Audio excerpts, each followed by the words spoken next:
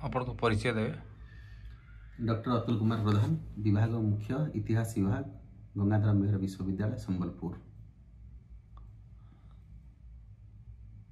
संबलपुर सहर विशिष्ट स्वाधीनता संग्रामी तथा बांधकलार श्रेष्ठा राधेश्याम मेहर विषय वस्तु को नहीं किसी आपण मतामत रखिए। राधेश्याम मेहर होती गोटे बहुमुखी प्रतिभार अधिकारी। से जने केवल स्वाधीनता संग्रामी नथिले, बांध कला को ओडिशा तथा ओडिशा बाहर प्रदर्शन एवं प्रचार प्रसार करिवार मुख्य अग्रण भूमिका ग्रहण करथिले राधेश्याम मेहर। तेणुकरी किंतु जेतिकी गवेषणा करा जिबा कथा से दिगरे गवेषणा करा जाई पारि नाही।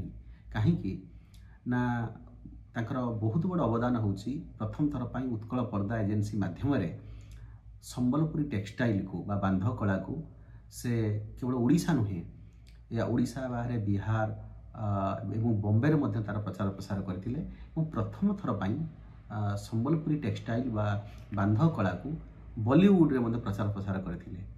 एवं जदि आमे कहिबा जे तांकर अवदान विषय रे आज संबलपुरी टेक्सटाइल को जो उच्च शिखर रे पहुंची तार श्रेय होचती राधेश्याम मेहर।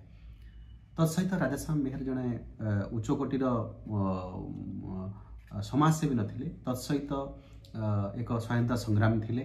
स्वाधीनता संग्रामी सहित एक समाज संस्कार अवरुद्ध होते किंतु दुख एवं परितापर विषय तांको विषय एते गवेषणा करा जाई पारि नाही।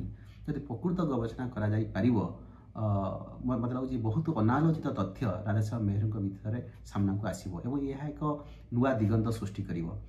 आज मोर मन पड़े जिते बड़े राधेश्याम मेहर विषय रे आज भी जपरी आम संबल पश्चिम ओडिशा ओडिशार